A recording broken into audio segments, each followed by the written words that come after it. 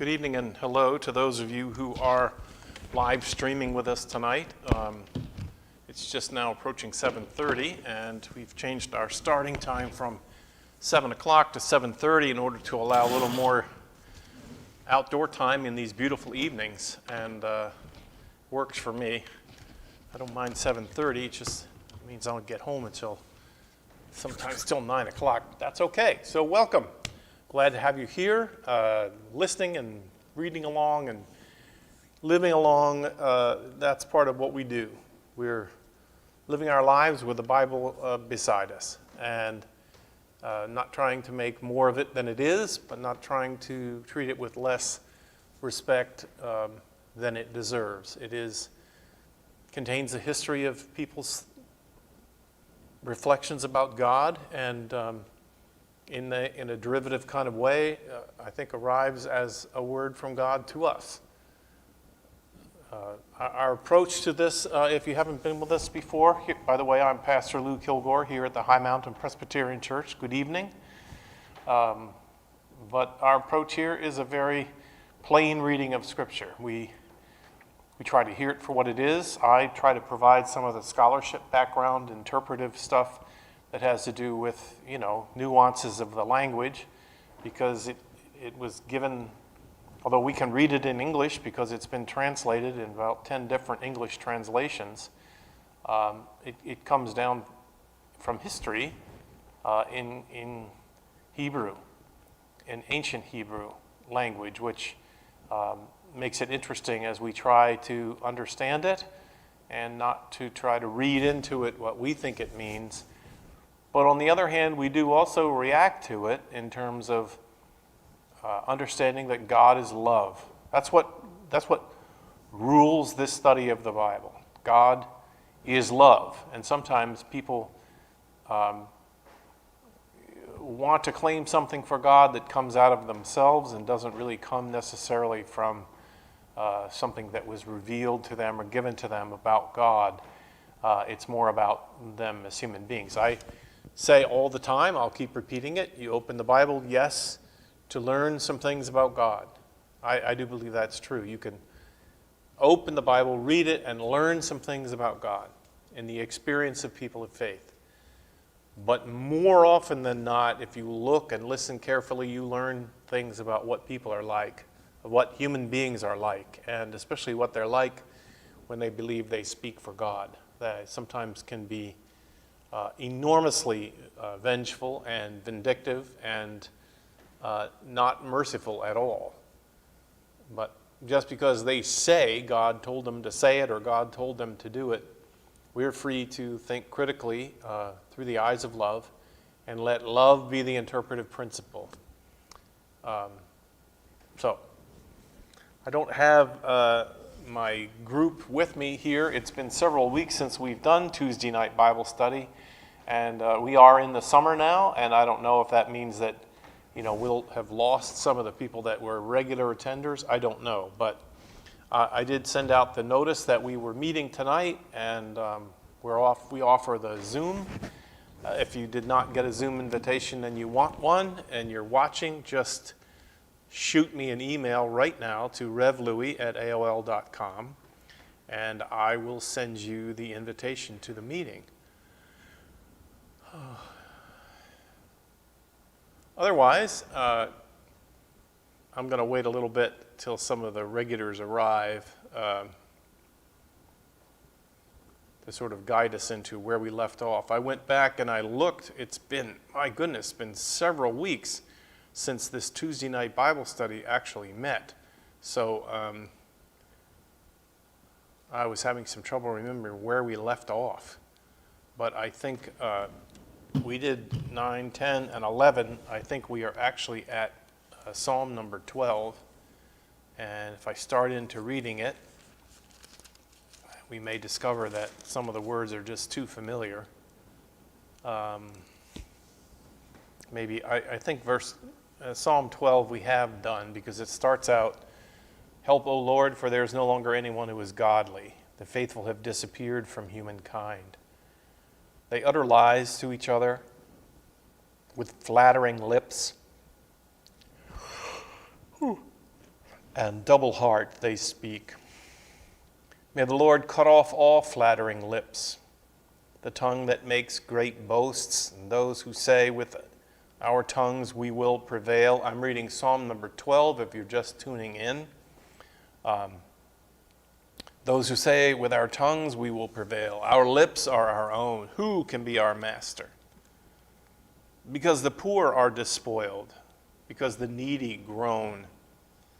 I will now rise up, says the Lord. I will place them in safety for which they long. Here God is declaring something that is said throughout the scriptures, and that is that God is actually on the side of the poor. A lot of times in wisdom, leaders don't take sides, but God takes sides on behalf of the poor and of the dispossessed.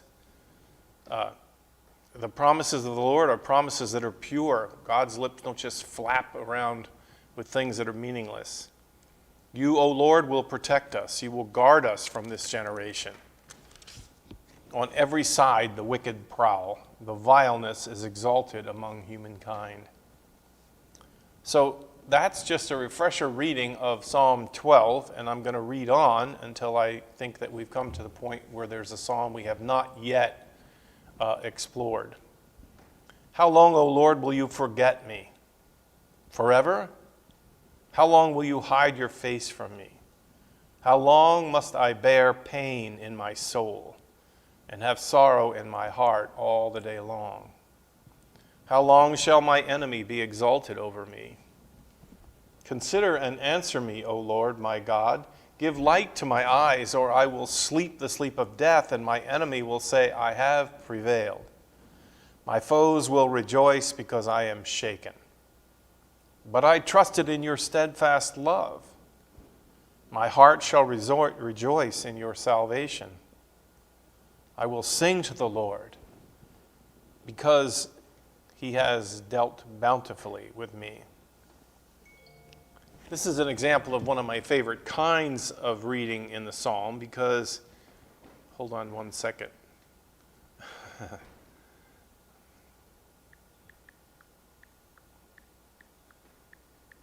I have a person that wants to join in the Zoom.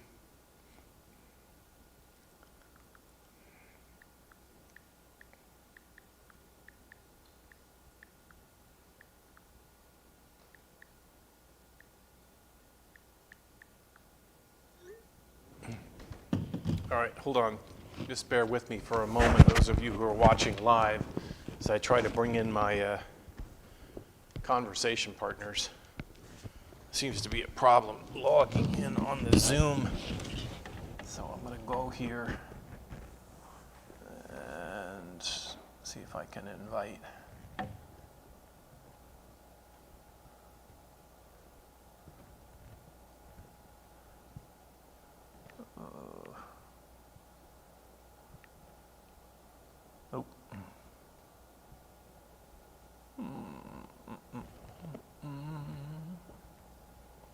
Well, I don't understand that.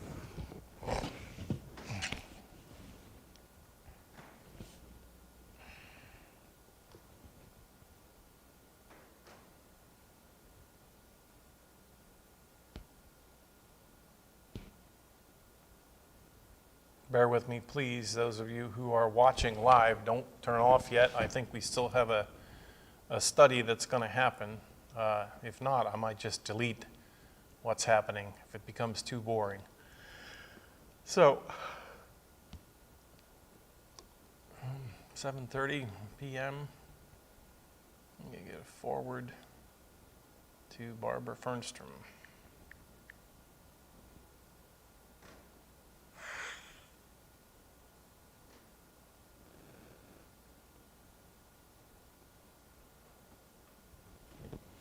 Well, I'm pretty sure. Let me see if I can.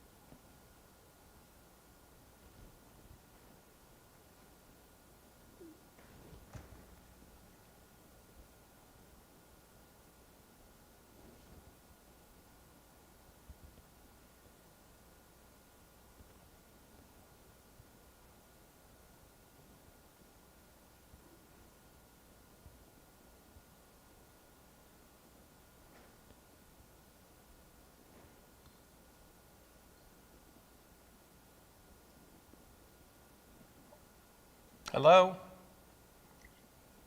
Okay, finally. I have no idea what happened. Yeah, it kept saying that I could. It just connected. It said the same thing I wanted, but it just connected now. Yeah, it kept saying waiting for the host. All right. We'll do later. Okay. I don't Thank you. Bye-bye. I don't know what's going on. Because I was sitting here waiting for you all to come join me. Yeah, no, it said waiting for host. I started early. Yeah, and mine said host is in another meeting or something like that. Yes, it did say that too. Yeah. Anyway, we're here. Well, I wasn't. Hold on a second. Now I'm on twice. Good Lord. And it must be the Trump kind of thing tonight. He's all over. Now. All right. I saw it. Now you're. I know I'm Echo. I'll be with you in a minute. What am I listening to? We're trying. Yes. Due to technical difficulties. Hold on, be patient. It'll come up. Okay. Oh, get my Bible out. All right. Are you hearing me okay now? Yes. All right. But I can't see it now. No. Now I can't. All right. I'm going to move over so you can see me. I can't see anything. I'll tell you, this has been the curse of my existence has been this Zoom thing falling apart in the last couple of weeks. I don't know. The problem is I have more than one Zoom account, and my computer seems to pick which account it uses, and I don't always know. So I was in this meeting, but I was on another account. I don't know how that's possible. I don't care. Let's start. Okay. Oh, I'm so glad to see you all. Hallelujah. Yeah. I was sitting here reading to myself for 15 minutes, so that was getting really boring. We're here. Where are we, Lou? You know, I don't really know. I went back and I looked at the last recorded one, and it seemed like we were finishing Psalm 11. But then I read Psalm 12, and boy, it sure felt very familiar to one that we had discussed. Yeah. Well, my note says we should do Psalm 12 tonight. Okay, fine. But That's fine. They're short ones. There's actually two short ones in a row, so we can talk about them. And Psalm 12 actually is fairly accessible. So why don't we do that? By the way, how are you all? we're here. Yeah, I know. Yeah. I know. Relieved. Crazy time. Yeah. Crazy time, huh? Colette, how are you? I'm good. You look good. So, I like your hat. Thank you. all right. Who's going to read? We're going to get right into it now. By the way, I'm Right? going to just Go say ahead. I'm going to set a few words to the live stream audience. I apologize for the first 15 minutes here because the live stream camera has been on. I may go back and edit it and just cut off the first 15 minutes of nonsense of me sitting here just talking to myself. So anyway, you missed a really good Bible study. You know, we were, I was really on a roll. Well, just remember what you said, Yeah. and we'll listen to you All right. shortly. Okay, all right.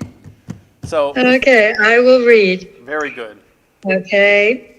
To the leader, according to the Sheminith, a psalm of David is what Psalm 12 says. Help, O Lord, for there is no longer anyone who is godly. The faithful have disappeared from humankind. The other lies to each other. With flattering lips and a double heart they speak. May the Lord cut off all flattering lips, the tongue that makes great boasts. Those who say, with our tongues we will prevail. Our lips are our own. Who is our master? Because the poor are despoiled, because the needy groan, I will now rise up, says the Lord. I will place them in the safety for which they long.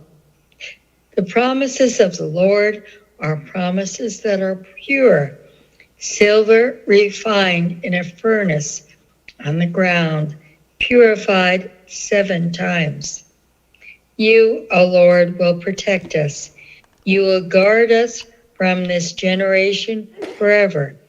On every side the wicked prowl, as vileness is exalted among humankind. Okay. What do you say to that? My notes say it's a prayer for deliverance and divine response, an individual lament. I think what I find very interesting is that the writer sees a connection between human beings losing the ability to speak honestly to each other or at all. In the current time, as the psalmist sees it, human beings have decided that they are godlike, and they can make something true by saying it. And whether it's, quote, true or not does not matter to them. So they can make something true by saying it. It seems to be the prevailing mood of the time. But what I find really interesting is the psalmist sees a connection between that idea and the fact that people who are poor are neglected, and that the needy people who are really needy are abandoned.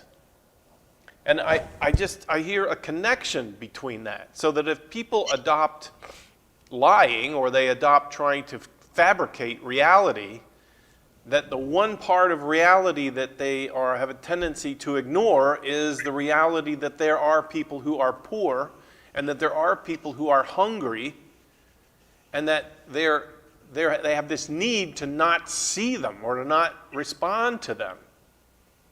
And so they just make up their own idea about life and the world and whether people are okay or whether they're not. And in that setting, the psalmist declares God's had enough of that. So God is going to actually appear. God is going to actually intervene and make, I guess, I don't know what it really means for God to finally come through on God's promises that God will provide safety for the poor, for the needy, and that they will be set up, and the promise of God to do that is the most reliable thing in the world. More pure than gold refined and silver refined 10 times. I don't really know what that means. It certainly makes nice statements about God.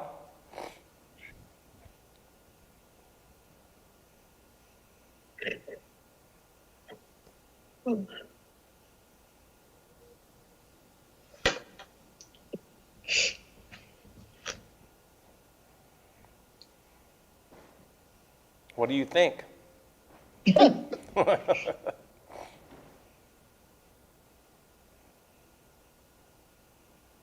I don't think he's describing anything that's out of the ordinary even now.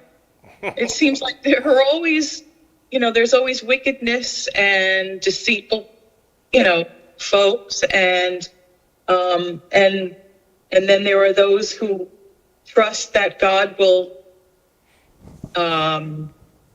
help people to see that the needy are still with us, the poor are being neglected. And it seems like it's an age-old thing that just never goes away. It's like a cycle. Yeah. And maybe the promises that are contained in this psalm are that in spite of that, even with that, there will be people, would have to be people who will rise up and who will attend to the poor, who will take There care. are always, there are always those people too. And hopefully, in most times, there are more of them than the other. But I think there are more good people in the world, thank you, God, than awful people. It just seems that a lot of the awful people end up in positions of power. Yeah. So they have an outsized role in the lives of their fellow human beings. And if it weren't for the majority of good people, we'd really be in a bad way. But this lament, I mean, it sounds wonderful. God will help us. I think a lot of poor people are still waiting. Yeah. Yeah, So, and God helps those who help themselves, I guess. We're going to have to hang together and try and get things done. I just think it reflects what's going on and has been for generations. I mean, particularly that last sentence, the wicked walk on every side when the vilest men are exalted. I mean, we certainly know that today in so many countries. So, long time ago and right time now. There doesn't seem to be any change. Yeah. right, I agree. I mean, this is a page right out of the news. Tonight. Yeah, tonight, right out of the newspaper. And Right. the competition between truth and falsehood Yeah. is in full bloom right now. I know. In full And- bloom. Yeah, and the worst thing is that the words that are used, like truth and patriotism and honor, dignity, I mean, they're all skewed. Yeah. And yeah, And George Orwell, in his book 1984, in what was a science fiction book, he predicted that the time was coming when every word that had meaning would actually have its opposite meaning.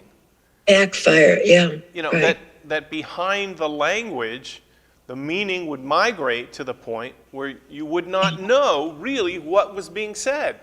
Yeah, And that yeah, truth would become falsehood, and falsehood becomes truth. And in that environment, according to Orwell, then of course governments move in and declare truth by order, truth by edict. It's true because I said it's true. right. And then your job is to simply fall in line. I don't. Yeah, he was very prescient. I mean, because all of these words now, are no longer pure words. If you look them up in the dictionary and the way that they're used, absolutely opposite. Right. Right. So, And I don't think. I think that we're aware, partly because our technology brings us this discussion every hour of every day. But I'm not sure that the trouble to find reliable truth is any more intense today than it ever was, because you look back in different periods of history. If you study the colonial period, or you study the period of westward expansion from, all of these times have these people who rise up, who get followings, and ultimately what they say turns out to be the big lie. yeah. And masses and masses of people fall in line behind it. Yeah. It's not anything new because the psalmist is describing the exact same condition. Yes. And And I don't know, on every side the wicked prowl, as vileness is exalted among humankind. Is it me, or is vileness being exalted among humankind now in a way it hasn't been in my lifetime? I can at least say that. I really feel like the confusion between what's good, what's bad, what's patriotic, what's unpatriotic, what's truthful, what's lying, is more mixed up today than it has been in my lifetime, in 50 years. Right. And with the advent of AI, the artificial intelligence, I mean, it's going to even get worse. I know. Because you don't know what you're listening to and who has programmed that, artificial intelligence to, convert you to a particular opinion or side, or very dangerous. I don't think it's any worse now. I think we just have a constant barrage of news now that points it out. But I can think of any number of historical figures that were horrible and led people and tried to deceive people and did deceive many people. Yes. I just think what we're experiencing now is 24-hour news. Some of it is deceit. Yes. So it occurs to me to ask you a question, each one of you. I hope you'll all answer, okay? So we can all, in a Bible study like this, we can all gather around and we can all agree about how bad other people are. Of course. those people. Right. So now, let me Us and them. Let me ask you a question, and by asking it, I'm sort of answering a thoughtful question about myself. How are you with handling the truth? How are you with handling the truth? And I'm gonna try to answer a little bit in terms of how I'm thinking about it, because I'm gonna make a confession to you that as much as I hate it when people say anything just to, I don't know, make me feel better, or whatever reason there is for creating a false narrative, I have to admit that in my own life, in my family, and in my relationships, especially in times of conflict, where if my kids get into fights, which happened recently, I have a tendency to be, I'm not a, boy, will you feel really awful if your pastor says this? I'm not always razor's edge with what I know to be the truth. I am willing in a way that is surprising to me to, to move away from what I know to be true. Now, sometimes I have no idea what the truth is, even in my own life. I don't know what the truth is. There are times when I honestly can say, I don't know. But I'm trying to say to you that rather than just, he says there's, on every side the wicked prowl as vileness is exalted among humankind. If it's issues of truth, as a human being on this planet, I struggle with the consequences of stating the truth as I know it. Is that because you don't want to hurt people? Sometimes it's because I don't want to hurt people, but that sometimes works really well as the spin. That's just the excuse. Sometimes it's because What about the difference between fact and opinion? Because what is the truth? Are we looking at actual factual items, or that we think things should go a different way with opinion? That's what my issue is so much, when I look at stuff and say, well, why doesn't someone do something about this? Or why doesn't someone look at it the way I do? The difference between what is fact, when you say truth, is truth fact or is truth opinion? Yeah, I think that's a very good point. And at the same time, sometimes the statements or the decisions are made in emotional situations. If a good friend calls you, and something like that happened to me the other day, and a very good friend, and she's very concerned that that she now has early dementia and that she's losing it. And, and she talks to you, I'm so afraid, this and this and this. And what do you say then? Because you've experienced times when she has forgotten how to get to your apartment and she's forgotten, other things as well.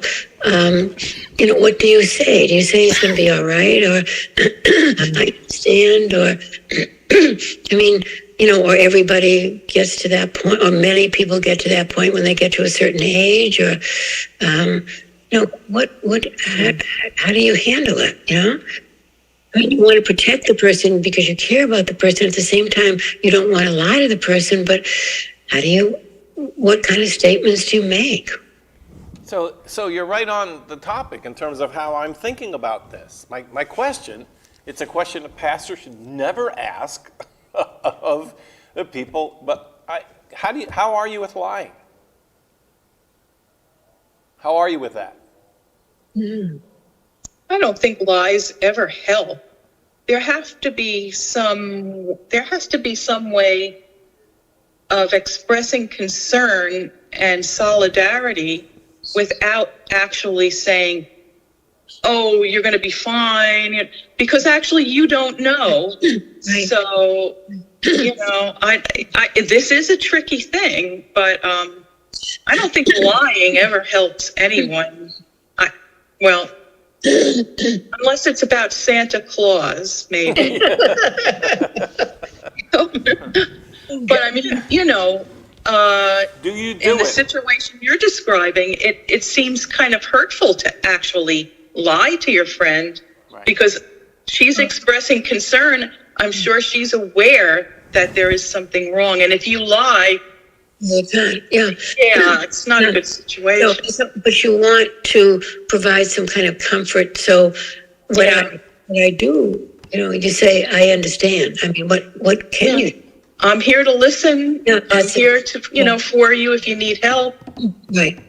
Concern, So it's not lying, but it is providing some comfort by saying just what you're talking about, Debbie. I understand. I am here. Yeah. So do you lie? Oh, don't we all sometimes? I don't know. I'm asking you. I'm asking you. I know that I do, and I'm not happy about it. And I can't tell you that in my life that the only time I ever quote lie is when it's to protect another person. I mean, a lie is a lie. A lie comes out of my mouth because the truth as I know it is a truth I don't want others to know, or I don't want to face myself. And so I allow my mouth to open up and to say that which I know is not true. And in this case, like the consequences of it, it's funny because if you start with our own personal struggle with this, and you realize that what the psalmist is saying is not just that that's bad to do that, but it has consequences, social consequences, that will ultimately end up making situations for people who are already struggling, it'll make it worse. Yeah. Like somehow it rolls out of our mouths for whatever reason, we don't tell the truth. Is there a difference between a lie and a fib? Lying. Now you're really splitting hairs over there. White lie. I'm trying to be more That's right, blunt. on a white lie or fib. haven't heard that expression in a long time. Well, Lou, you're just telling us that you're human. Really? I know. And so how do I distinguish between the human that is me and this incredible ominous warning that people who say, look here, I think it's summed up over here when they go, well, my lips are my own. I can say whatever I want. What I say doesn't have to have reference to the truth. That's what these people, may the Lord cut off the tongue, all flattering lips. That's the issue. The flattering lips are changing what the person knows to be true to something that is more flattering, either of themselves or of other people. And then the psalmist goes on to say, hey, the consequences of this are not just for you who do this. The consequences, in a way I'm not sure I understand, but he says, or she says, the consequences are that behaving in this way, let's see, I'll say it in the reverse. Truth ultimately is the friend of the poor. Truth is the friend of the poor. Because flattering lips and construction of truth that aren't true end up despoiling the poor. That's a pretty outrageous statement, like, for all of us. And I don't know. I mean, I always found it was, gosh, I'm really feeling the need to talk about this tonight, and I'm going to be embarrassed tomorrow, but I've struggled my whole life, ever since I was a kid. My mother would say, don't lie. Well, I'd lie anyway. One of the big ones, and I tell my kids I used to tell my kids as an example all the time to say, lies will lead to your own regret, but lies will lead to the regrets of others as well. I remember, let's see, I can count back, I was 8 years old. My job at the end of every night was I was to go down the scary back steps from our walk-up apartment into the dark yard, and I was to take our dog and tie the dog up at the dog shed so that she wouldn't wander around through town at night. Otherwise, she was free in the backyard. And my job was to go do that. And I remember I was watching television very comfortably on the couch in our little living room, and my father came in and said, "Did you tie up the dog?"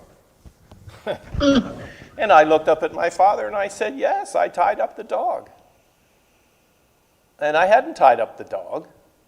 And immediately, it turned into a disaster for me because my sister was right there. And my sister knew that I had not tied up the dog. And so she looked at me in a knowing way, and basically it was, "I got you now, boy." I got you. And, Liar, liar, pants on fire. Yeah, and what she had done was she knew I hadn't tied the dog up, so she'd gone and tied the dog up. So now she's got me. She's got me. But you know what? The worst of it really wasn't that she was going to try to use it somehow against me. The worst of it was the internal feeling of, oh my gosh, I just lied to my father. Well, that was a hopeful sign, a youthful indiscretion that you immediately felt regret about. That's a good thing, I think. Well, I guess, except the enormity of my feeling of regret was so large, it was so awful, that I just hated myself for it. And here I am, I'm 67 years old, and I'm still talking about it. Like, it isn't exactly like it was, oh boy, now I've learned my lesson. It wasn't. It was a wonderment about who am I, what kind of a child am I, and what kind of a person am I going to grow up to be that I can look my father in the eye and tell him a lie I didn't need to tell him. I could have just said, no, I haven't done it yet, and gone down and tied the dog up. Yeah. Yeah. Pray to God for forgiveness and hope, in the hope that God forgives, and forgive yourself. I mean, move on. I get it. A long time ago. I get it.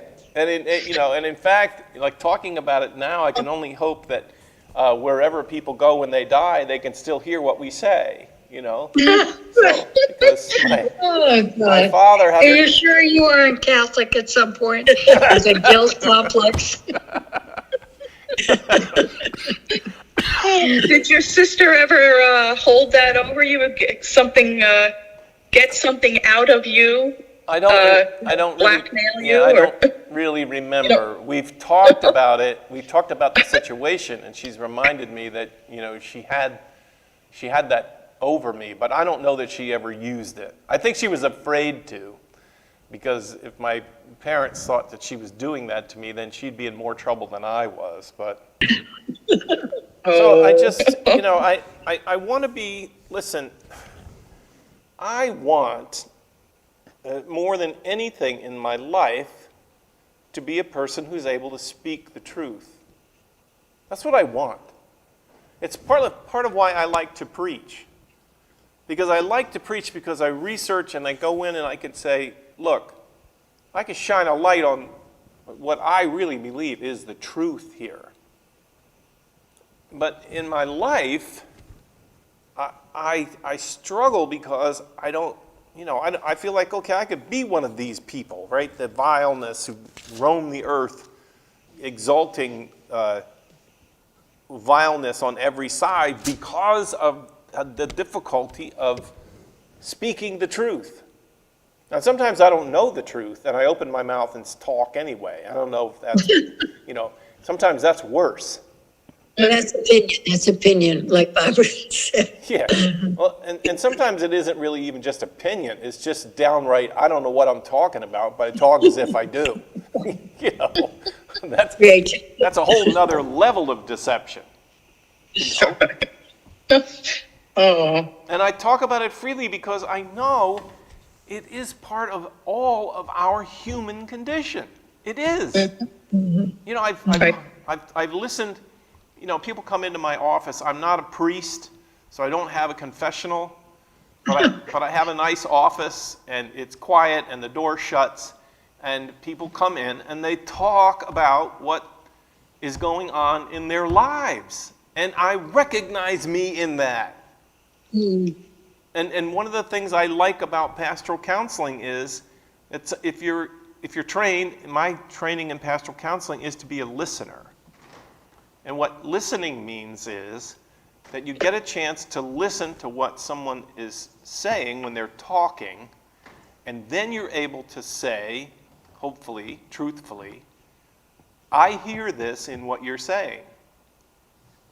And if it's the truth, if you really hear in what that person is saying something that you can reflect back to them, wow, it is really valuable in life to have somebody do that for you. And I've had therapists that have done that for me.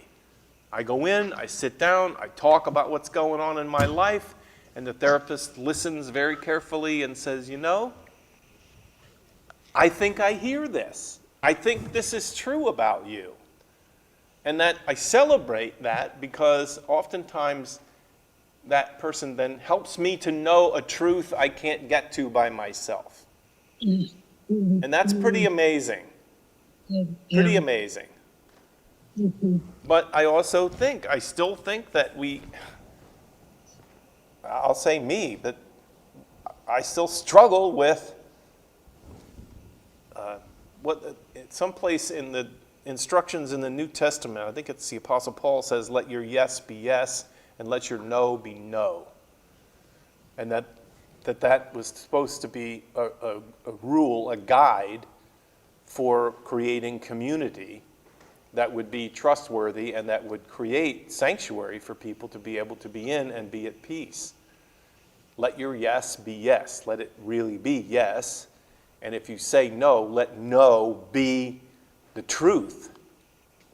and that just those two nuances become major building blocks on which a community of safety and sanctuary can be constructed among human beings.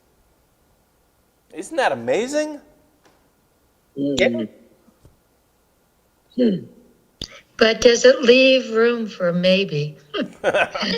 Yeah, there's just, yeah, I guess I'm realizing so much about the possibility that it's not an either or, Yeah, but it's both. And yeah, that life is not one way or the other, or it's not, you know, we need to look at the middle way, or I need to. yeah. Yeah, I think that my religious background did not acquaint me with gray. My religious background, the teaching and the instruction about God and about ethical practices of life did not introduce me to gray. It was black and white. It was true or false. And it did not prepare me. It did not prepare me for life. And it creates then a huge disconnect between, a person living life and then discovering that I didn't have the tools for navigating in a gray world. Yeah. I didn't. And yet it sounds a little bit, some of the black and whiteness can be expressed through some of the language that you hear in Scripture where it talks about evil people and good people. Yeah. I don't believe that. Yeah. I believe that we all have evil and good in us, and we have the decision to make to go that way. But sometimes we don't quite make the right decision. Yeah, that's Evil is such a strong word. I don't know. I'm just, how it resonates. Maybe, maybe it's like, is there really a fib instead of a lie? Is there really something instead of Something in between. Something in between. Well, Right. there's different gradations. Like when you were talking, Judy, about not being 100% honest with your friend in order to spare her feelings. Yes. And then what Lou was saying, did you tie up the dog? Oh, yes. There's one is a black and white, yes, no, you're lying. The other one is, I'm not telling you the whole truth because I'm concerned about you. And that seems to me, it's not 100% truthful, but it's not I tied up the dog when you Right. didn't, but evil, I think we fall into that category. I think when you knowingly do something, lie about something that hurts someone else and you don't care.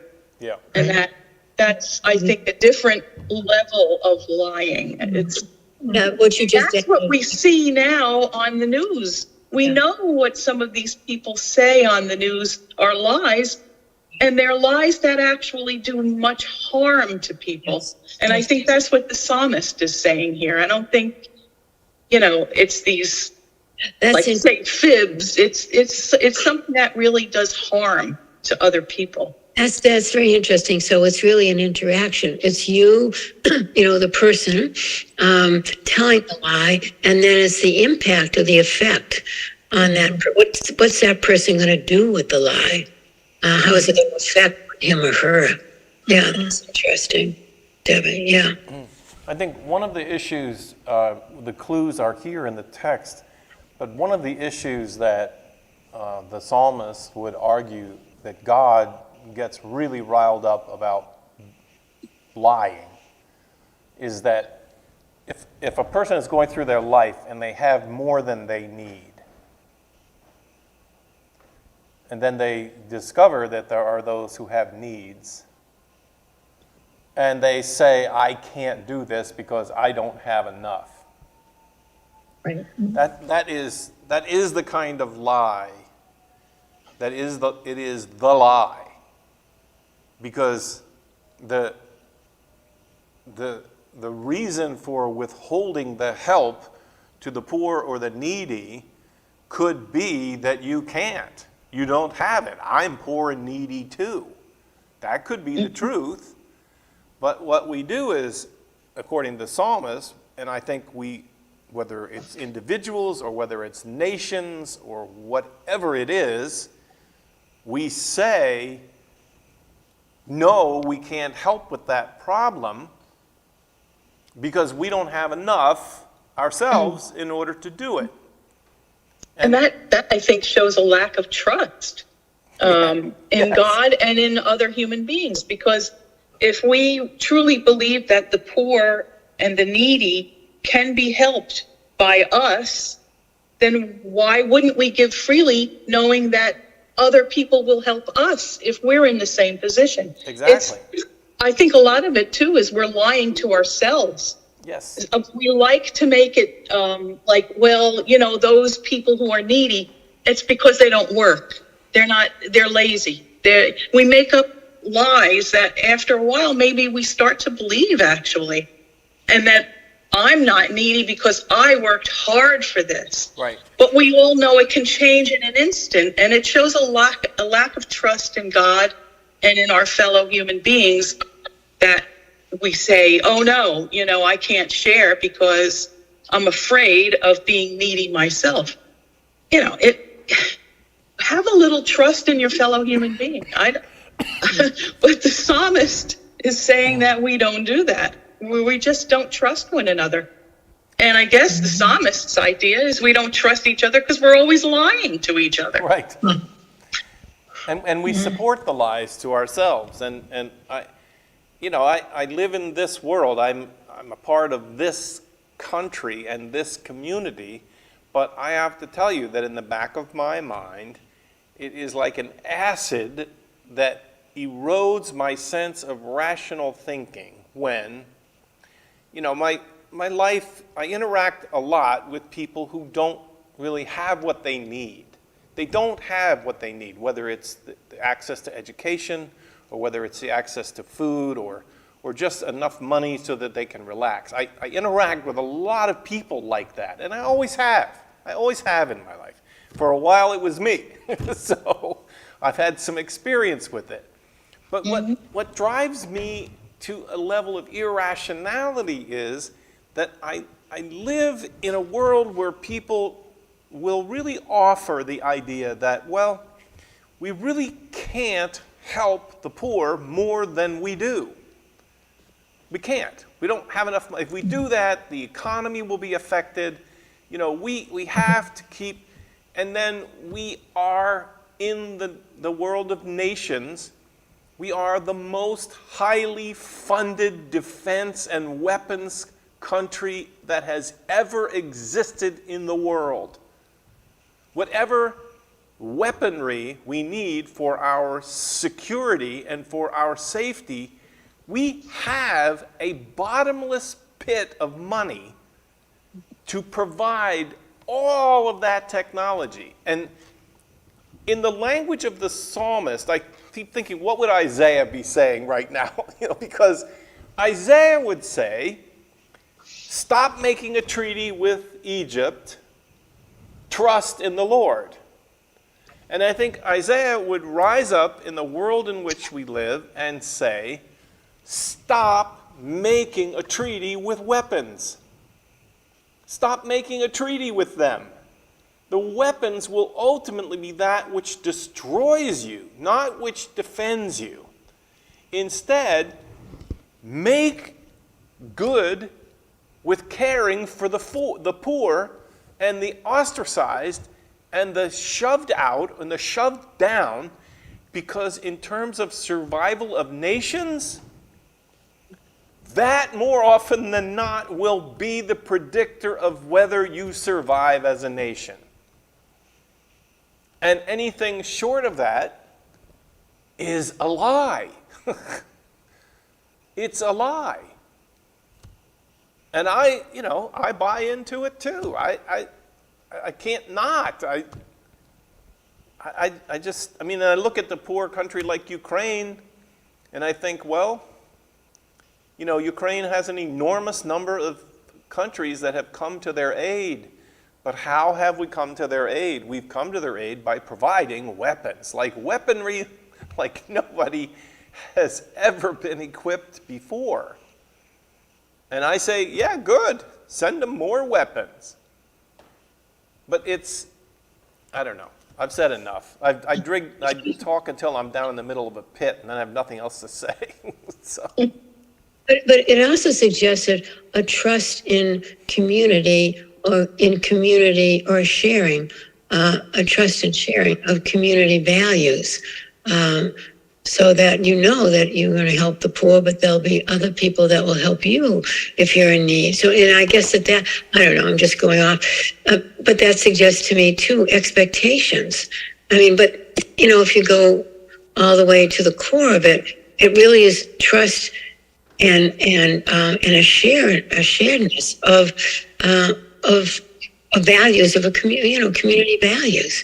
Because then you know that what you're going to be doing is what your neighbor's going to be doing. And I don't know, it just seems like it's much larger than the individual then. Yes, I agree with that. It's much larger than the individual, and sometimes it leaves the individual thinking there's nothing I can do. You know, I'm in the stream, I'm going to flow along in the stream, I'm going to do what comes along in the stream until it becomes intolerable for a group of people, and you go, okay, no, we need to allocate more money to people who are hungry and who are dying, and you know, in order to be human to each other. Right. Yeah.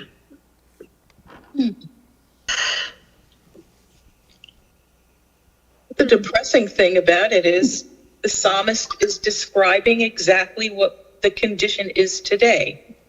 That's many years in between, and we haven't Changed.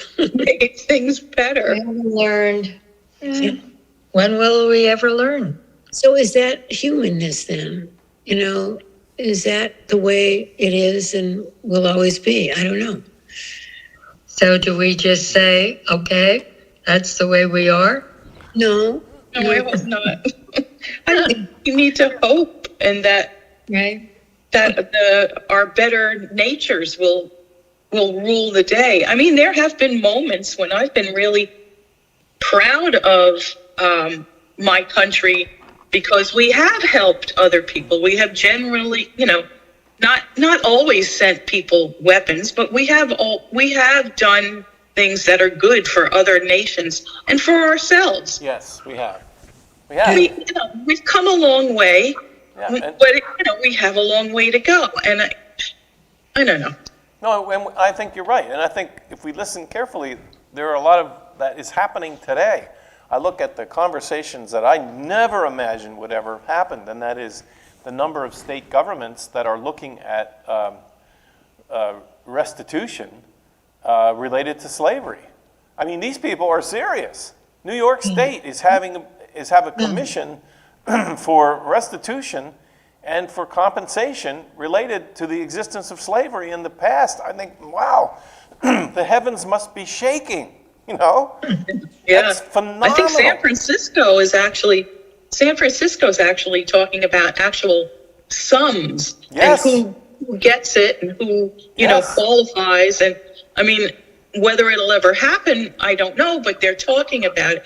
People are recognizing that there are things that we can do to make up for past sins. And even if it's not something concrete, we can admit that we had sinned against others in the past. That goes a long way too. Yeah, it does. I mean, it's powerful. And I think I told you I went to Minneapolis to that preaching conference, and there are two very, very large churches, one Presbyterian and one Lutheran. And in every gathering, every single gathering with 2,000 people present, the service started not with a Christian prayer. It started with a word of acknowledgement that the land that those buildings had been built on belonged to Native American people, and that it was taken from them without payment, that it had That's been right. taken from them. And then in order to go further, the Presbyterian Church and the Lutheran Church saw to it that there were original tribe people who were present in those gatherings. Yeah. It was amazing. And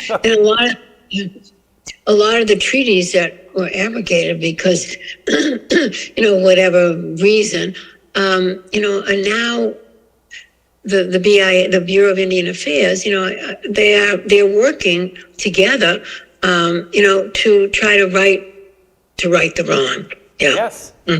And I think that's to your comment, Debbie, too. I agree with what you said, Judy, but the comment is speaking the truth. I mean, it's starting to tell the truth is part of what ultimately, if telling a lie leads to desolation and destitution for the poor, telling the truth also leads to betterment of life conditions for the people who are desolate and the people who are poor. It can't help but not work that way. And so I think there is a lot of truth-telling that is going on right now. And some of it is women finding their voice. I am a full supporter in women being encouraged and finding how to talk, how to tell the story of what life has been like for existing as a woman in the culture that I grew up in.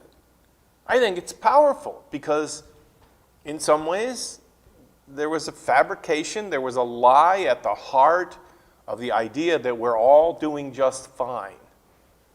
When the truth is, we weren't, we have not been. We still are not. Yeah. No, we still are not. And Has the Baptist Church made the decision yet? I know they were talking about that, women could not be senior pastors, but now they're saying that maybe they shouldn't be assistant pastors yeah, because they can't teach men. right. Yeah, and that they're drifting in the other direction. I mean, they have been for a while. That's why Jimmy Carter denounced his own Baptist background. He's right. just said, I will no longer be a Baptist. And he was a Baptist from the time he was born. Yeah. But as Teaching them all those years. yeah, and as the church has sort of tried to embrace a new truth-telling and being more honest and speaking more to the benefit of especially suffering women in the poor communities, the church is responding in the opposite direction. Yeah. And I That's think what's sad, that you expect the church to lead the way in moral issues. And that's why, I was watching a program on British African history. And the BBC has been they're putting plaques in different places that were historical. And one of them was where Frederick Douglass spoke in one of the cities in England. And it was talking about that it's not a political issue, it's a moral issue. right. And I think, if the churches are not looking at it as a moral issue, who is? Right. And I think to this psalm, how we have fleshed out this psalm, because the psalm says, it doesn't use the word moral, it says it's a truth issue. It's a truth issue. It's allowing the truth to be the truth. And to Barbara's original comment, like, well, okay, sometimes it's opinion, whatever, but if you dust all that off, underlying it, especially on these social issues, I mean, think about it. This is Pride Month. To me, it didn't always feel this way to me. I didn't always understand it this way. But more than ever, what I understand is happening is that, I don't know, an 8 or a 10 or 12-year-old child who grows up with nobody planting the seed in their head, but if they're a boy and they really believe that they should have been a girl, and that's their truth, and they've been hiding it and worried about it, and they, I remember when I was in seminary, I commuted all the way to Philadelphia for 3 years, and I ended up driving with two other people because I had a good car, and so I drove them. And the husband of one of the women that was going to seminary had discovered that her husband was a cross-dresser. She never knew it. But when she would leave the house, he would dress up in her clothes and go out on the street and walk up and down the street as a woman. And she was a member of a very conservative Mennonite church. And so when she discovered this, what was she to do? I mean, in some ways, she was being educated in a place that was encouraging her to hold on to, when you discover the truth like this, try to work your way through it and come to something. If you discover that your partner is gay, or, if there's a truth that's been hidden from you all this time, you're going to be wounded, but hold on, be peaceful, And so now I'm listening, and I'm aware that it's not the freedom of today's society which is confusing sexual identity. It's that sexual identity has never been as black and white as we thought it was. Yeah, a lot of things are like that. A lot of things we look at a certain way, and we are convinced that we know the truth of this situation until we're proved that, maybe the truth is a lot less clear than we perceive it. I just went to a halakha this past Thursday. Usually it's a women's halakha. We are women together talking about women's issues. A number of things came up, and the woman who leads it said, look, let me just invite the sheikh to come and answer your questions, because I don't feel qualified to answer all of these questions. And I thought, oh boy, here we go. The man is going to come and tell us, what's right, what's wrong.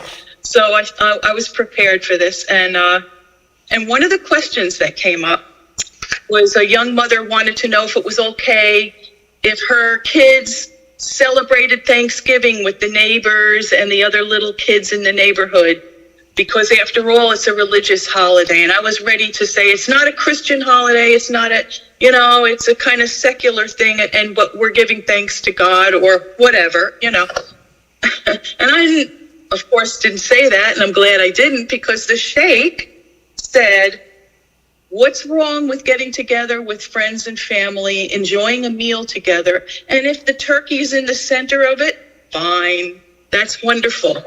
But let us examine what it is we're actually celebrating. Are we celebrating family and abundance and giving thanks? Or are we actually celebrating the narrative that goes with that day about a bunch of settlers from a different part of the world coming and preparing to annihilate and make genocide for a bunch of other human beings? So what are we celebrating? And then it dawned on me, that's right. This is all of the things I thought I was going to, get huffy about, like it's not a Christian celebration. No, but it is a celebration in some sense of a genocide. Yeah. How honest are we with that, that fact? So from now on, I am never going to relate the story of, settlers coming in and pushing other people aside in quite the same way. Even though I know that's what happened, I'm not going to feel the same way about Thanksgiving at all. And it took the sheikh, who I thought would have a completely different answer, to point that out. So, yeah, we tell ourselves lies, or we ignore the full truth sometimes just to make ourselves feel better. Right, we do. And and as I've grown up as well, and I've gotten older, the story of Thanksgiving and the settlement of colonial America, to me, the irony of it is it begins with the generosity and hospitality of the indigenous people. Mm-hmm. That's how it begins. That's how it begins. But that is not how it ends. It is not. And it reminds me, truth is so, and just what you were saying too, Bob, is interpreted differently. I think about the Scopes trial, and here was this teacher who the truth was, teaching children about the Darwin's theory of evolution, but the community had a very different take on the beginning of the world. So there were these two truths that each group felt very strongly about and supported and have arguments and so you have a clash at one point, and then which is truthier than the other. And in that case, the Darrow won out, Clarence Darrow. But really, when you look at issues, there are the two groups. There are always two groups that are battling to raise truth, the banner of truth higher than the other group.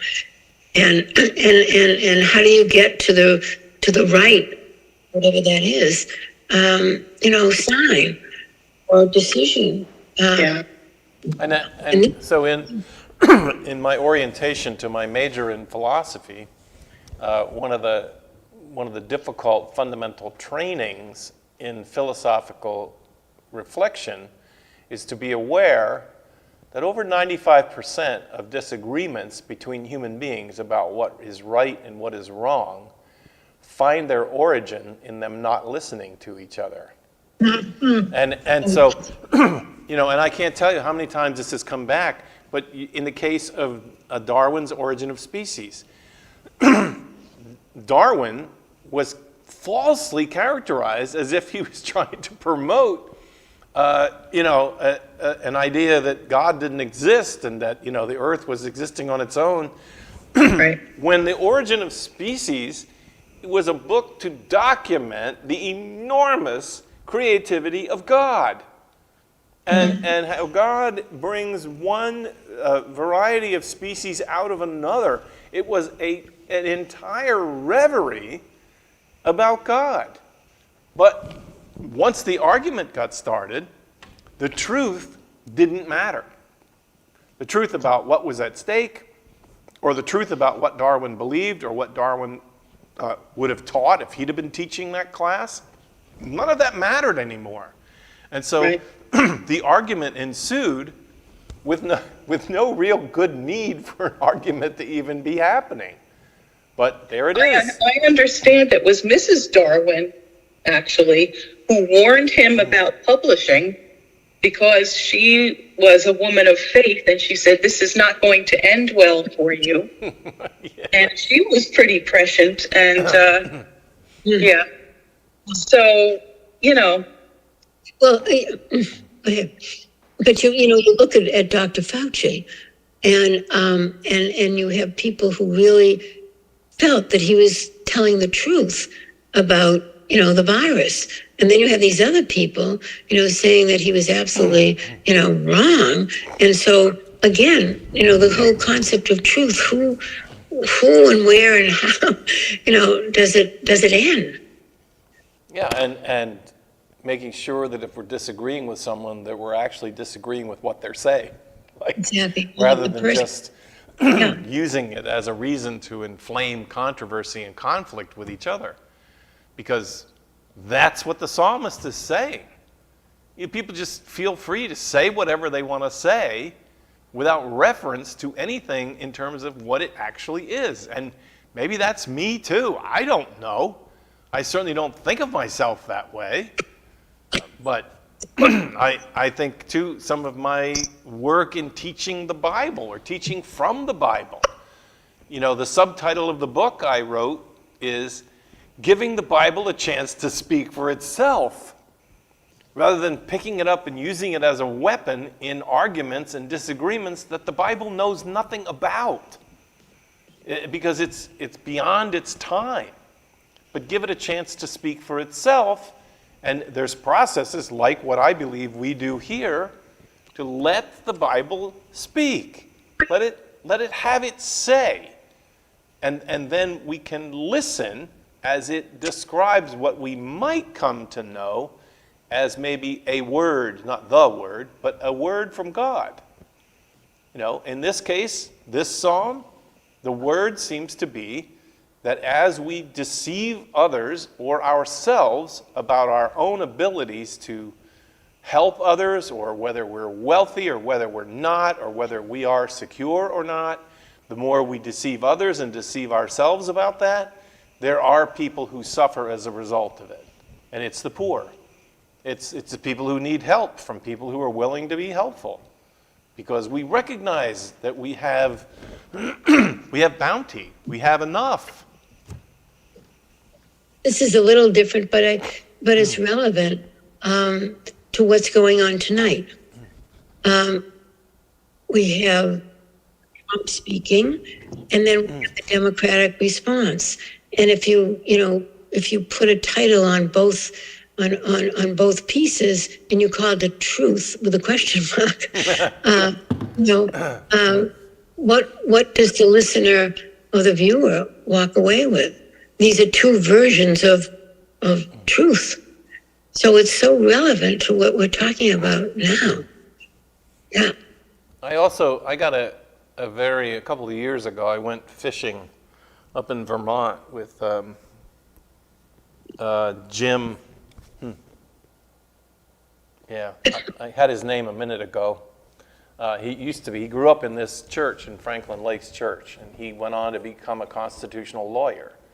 And he's argued cases McNaughton? Yeah, McNaughton. Jim McNaughton? Yeah, Jim McNaughton. Mike's son. Yeah. Yes. And so we went fishing. We went trout fishing, and that night we were sitting around the fireplace and we were drinking scotch and relaxing a little bit. And there were, 10, 12 men in the room, other lawyers as well. And a debate broke out about truth. Truth. What is truth? And one young lawyer in the room was holding forth that, the jury system in the United States is the best way to get to the truth, and that it's the genius of our system. And Jim McNaughton leaned back and said, that's bullshit. And I was like, what? He said, the jury system of the United States, the court system of the United States its purpose is not set up to get to the truth. And I was like, okay, I'm listening. Teach me. And he said, the court is designed that one person will win and the other person will lose. But if the court was interested in the truth, it would let the jury interview the witnesses. They don't let the jury ask questions of the witnesses or of anybody. The jury only gets to hear what the best arguer in the room puts in front of them. And so it's changed my whole perspective on this thing about, the court system has a winner and a loser. Mm-hmm. And that's why if you're a good arguer, if you're a very persuasive arguer, you will win cases, and you will win them whether or not what you're presenting is true or not. But you can dress your argument up in such a way that you convince 12 people that you're at least more true or more right than the other side of the table. Now, that was at first, I didn't sleep much that night. and I thought, you know what, some of my idealism is dying away. But ever since that time, as I've watched, I even watched the court system as it goes to work today. You wonder about what will happen with a president, who's indicted and facing charges. Will the truth come out? Probably not. But what will happen is someone will win. That's right. That's interesting. And it won't really necessarily be satisfying to anybody. So it's really the skill I mean, again, I think of the Scopes trial. I don't know why tonight I am. But anyway, it's the skill of a Clarence Darrow or William Jennings Bryan. And, who, in that case, it was Darrow who won. Yeah, And because he lost and then died 5 days later. Right. Because he was a skilled orator. He knew how to tell a story. He knew how to tell a compelling story. And, Right. you always hope that those guys are on the side of the good, Right. but they're right. not always. They're not. And so, It's very interesting, though, to have the jury ask questions of the witnesses. Yeah. That's one thing that the founding fathers, they didn't think about. no, Yeah. because, again, according to Jim, truth is too elusive. It's too elusive, what's true or what's false. So in the end, the court has to attend itself to who wins. If you can convince 12 jurors, then that'll be good enough for now. I mean, that's enough. Right. That's the answer. But Yeah. it's not necessarily the truth. I mean, you think every time that 12 jurors agree on something, that means that they made the right decision or that they came up with a truthful discovery? No, that's not the case. We've all seen 12 Angry Men. That's Right. right. That's exactly right. And in 12 Angry Men, a room full of 11 people becomes convinced of one way, and then they all change their mind because of the eloquence, not of the prosecution or of the defense, but of one person in the room. And then now you have a judge. That's right. That's You right. get a third person. You have a judge, and again, another level of my naivete is falling in that, judges are human too, and judges are susceptible to their own prejudices and to their own biases, and, I just wish there was a place on earth where God could quarantine a couple really, really honest people and make them judges. Presidents. Yeah. I mean, that was the idea behind the rise of Solomon. I mean, the whole world was crying out for a just judge, a judge that would judge fairly instead of out of bias. And so Solomon was supposed to be that judge. I don't know, call it revisionist history if you want to, but I think if you go back with a critical eye, you'll find that Solomon always judged in his own favor.